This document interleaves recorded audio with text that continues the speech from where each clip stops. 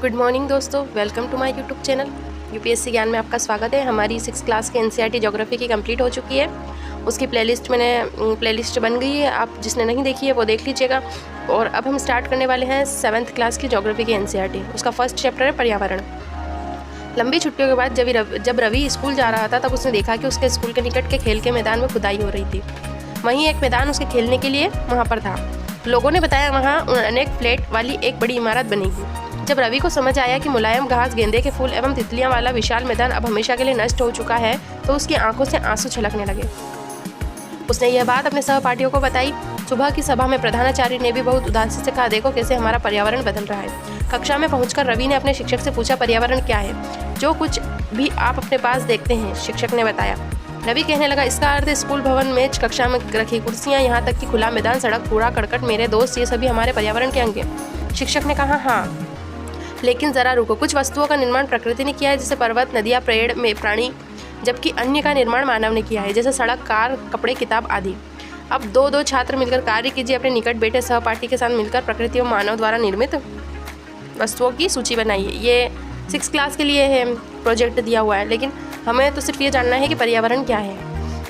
पर्यावरण हमारे जीवन का मूल आधार है। यह हमें सांस लेने के लिए हवा, पीने के लिए पानी, खाने के लिए भोजन एवं रहने के लिए भूमि प्रदान करता है। मानव इस प्राकृतिक पर्यावरण में कैसे परिवर्तन करता है? तो कार का धुआं वायु को प्रदूषित करता है, पानी को पात्र में एकत्रित किया जाता है, भोजन को बर्तनों में परोसा जाता है और भूमि पर कारखानों का निर्माण किया जाता है। मानव कार, मील, कारखाने एवं बर्तनों का निर्माण करता है। इस प्रकार मानव प्राकृतिक पर्यावरण में परिवर्तन करता है। उसके बाद है रवि, परमजीत, जैसी, मुस्तफ़ा, आशा, ये सभी बच्चे सूची बनाने के लिए उत्सुक थे। इकबाल ने पूछा, हमारा पर्यावरण क्यों बदल रहा है? शिक्षक ने उत्तर दिया, ऐसी हमारी ज़रूरतों के कारण होता है, ये दिन प्रतिदिन बढ़ती रहती हैं। अब इस डायग्राम में बताया गया है पर्यावरण के घटक। तो कौन कौन से घटक होते हैं? एक तो प्राकृतिक होते हैं, एक मानव निर्मित होते हैं और एक मानव द्वारा होते हैं। तो प्राकृतिक जो पर्यावरण के घटक होते हैं वो होते हैं स्थलमंडल, स्थल सजीव होते हैं जो जैवमंडल, जलमंडल में, और वायुमंडल में। उसके बाद जो मानव निर्मित होते हैं घटक, उसको बोलते हैं हम इमारतें, पार्क, पुल, सड़क, उद्योग, ये सब। उसके बाद मानव एक व्यक्ति होता है, जिससे एक परिवार, फिर एक समुदाय, उसका धर्म होता है, फिर वो शिक्षा, शैक्षिक होता है, उसके बाद आर्थिक, राजनीतिक, इन सबसे भी पर्यावरण के घटक होते हैं। इसलिए हम प्राकृतिक वातावरण में परिवर्तन करते हैं और कभी कभी उसे नष्ट भी कर देते हैं। अब जीवी होते हैं सजीव प्राणियों का संसार, जैसे पादप एवं जंतु, और अजीव में का निर्जीव पदार्थों का संसार, जैसे स्थल। ऊपर के वार्तालाप में आप समझ गए हैं कि किसी भी जीवित प्राणी के चारों ओर पाए जाने वाले लोग, स्थान, वस्तुएं एवं प्रकृति को पर्यावरण कहते हैं। ये पर्यावरण की डेफिनेशन हो गई। यह प्राकृतिक एवं मानव निर्मित परिघटनाओं का मिश्रण होता है। प्राकृतिक पर्यावरण में पृथ्वी पर पाई जाने वाली जीवी एवं अजीवी दोनों इस परिस्थितियाँ शामिल होती है, जबकि मानवीय पर्यावरण में मानव की परस्पर क्रियाएं और उनकी गतिविधियां एवं उनके द्वारा बनाई गई रचनाएं सम्मिलित है। प्राकृतिक पर्यावरण भूमि, जल, वायु, पेड़, पौधे एवं जीव जंतु मिलकर प्राकृतिक पर्यावरण बनाते हैं। स्थल मंडल, जल मंडल, वायुमंडल एवं जैवमंडल से आप पहले से ही परिचित होंगे। आइए अब हम इसके संबंध में कुछ और तथ्यों की जानकारी प्राप्त करते हैं। प्राकृतिक की ठोस परपटी या कठोर ऊपरी परत को स्थलमंडल कहते हैं। स्थलमंडल कहते हैं यह चट्टानों एवं खनिजों से बना होता है एवं मिट्टी की पतली परत से ढका होता है। यह पहाड़, पठार, मैदान, घाटी आदि जैसी विभिन्न स्थलाकृतियों वाला विषम धरातल होता है। यह स्थलाकृतियाँ महाद्वीपों के अलावा महासागर की सतह पर पाई जाती हैं। स्थलमंडल वह क्षेत्र है जो हमें वन, कृषि एवं मानव बस्तियों के लिए भूमि, पशुओं के चरने के लिए घास स्थल प्रदान करता है। यह खनिज संपदा का भी एक स्रोत है। पर्यावरण यानी एनवायरनमेंट शब्द की उत्पत्ति फ्रेंच शब्द एनवायरोनर एवं एनवायरोनर से हुई है, जिसका अर्थ है पड़ोस। उसके बाद हमारे आसपास के स्थल को देखिए और आपके पड़ोस में भूमि का उपयोग किस प्रकार हो रहा है, इसकी सूची बनाइए। अब एक डायग्राम में बताया गया है, जिससे देखो वायुमंडल, जैवमंडल, जहाँ पर तीनों चीज़ उपलब्ध है। जलमंडल, जल जो तालाब, समुद्र होते हैं, जल होता है वहाँ। स्थलमंडल ज़मीन पर, वायुमंडल हवा में, वायु में, और जहाँ तीनों उपलब्ध होती हैं उसको कहते हैं हम जैवमंडल। जल के क्षेत्र को जलमंडल कहा जाता है और जल के विभिन्न स्रोत जैसे नदी, झील, समुद्र, महासागर आदि जैसे विभिन्न जलाशयों से मिलकर बनता है। यह सभी प्राणियों के लिए आवश्यक है। पृथ्वी के चारों ओर फैली वायु की पतली परत को वायुमंडल कहते हैं। पृथ्वी का गुरुत्वाकर्षण बल अपने चारों ओर वायुमंडल को थामे रखता है। यह सूर्य की झुलसाने वाली गर्मी में हानिकारक किरणों से हमारी रक्षा करता है। इसमें जलमंडल, स्थलमंडल, वायुमंडल के बारे में इसलिए नहीं बताया क्योंकि हमने ये सारी चीज़ें 6 क्लास की एनसीईआरटी में पढ़ चुके हैं। जिसने नहीं देखी है वो हमारे प्लेलिस्ट में जाकर देख लीजिएगा।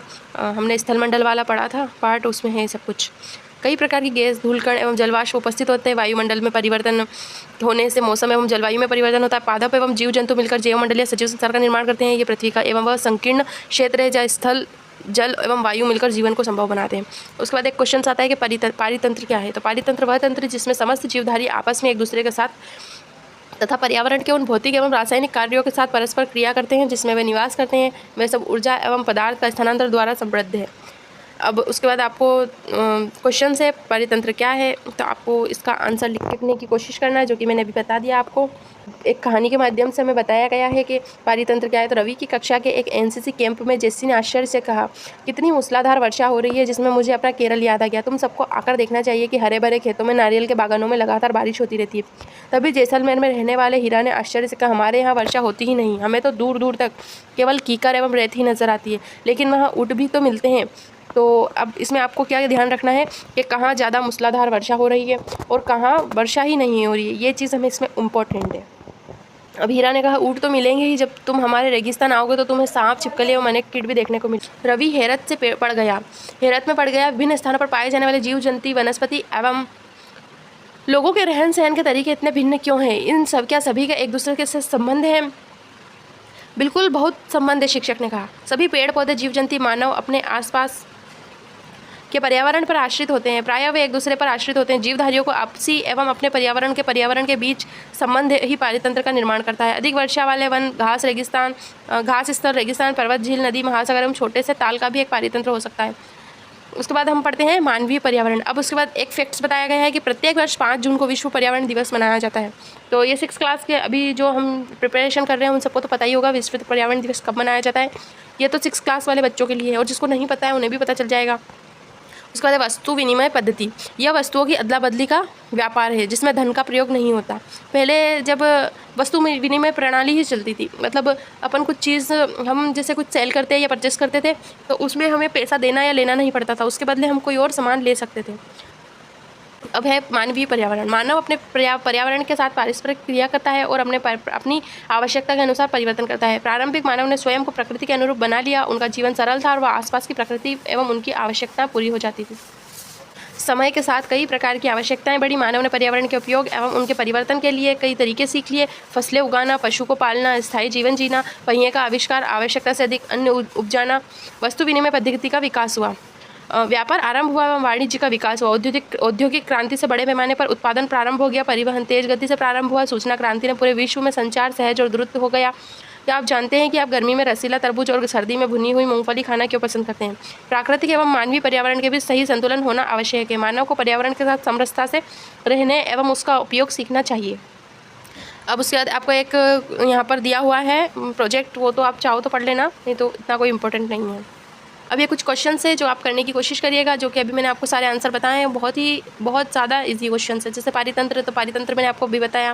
प्राकृतिक पर्यावरण से आप क्या समझते हैं? घटक कौन कौन से होते हैं? घटक जो मैंने अभी आपको पहले बताया।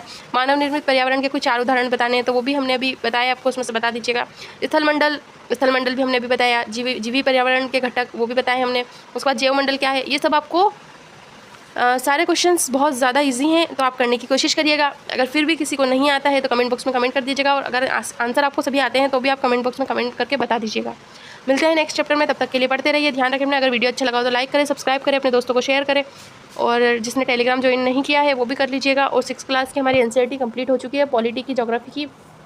अब हमारी ये 7th क्लास की चल रही है, पॉलिटी की भी 7th क्लास की चल रही है। जिसको अच्छा लगता है वो प्लेलिस्ट में जाकर देख लीजिएगा।